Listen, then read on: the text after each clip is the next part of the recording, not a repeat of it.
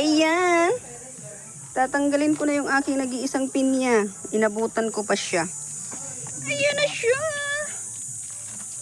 Kala nyo, di ko aabutin yan, ha. Malapit na mabulok. Inantay lang talaga ako. Alright, gibi-gibi.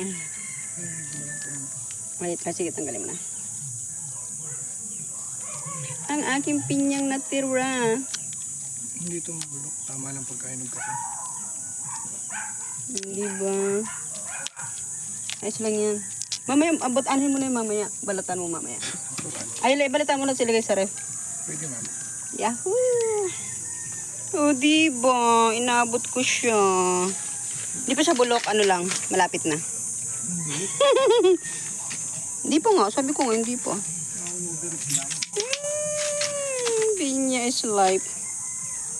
Diba? Mamaya babalatan. Para makain ko siya. Diba inaabot ko? Diba dalawa pa to? Asan na isa? Ayun pa yung isa. Pero hindi, maliit pa, no? Hindi pa siya hinog. Oh, may isa pa! Ito pa isa. Yan, maliit pa.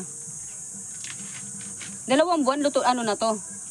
Ay, sakto yung bago ako umalis. Ayan, may pinya pa. Oh, +1 pinya. Diba? Oh, ha? Ayan, ready na. Mamaya babalatan. Para sabay sa pagkain ng tanghalian, may dessert. Okay. Go for the go.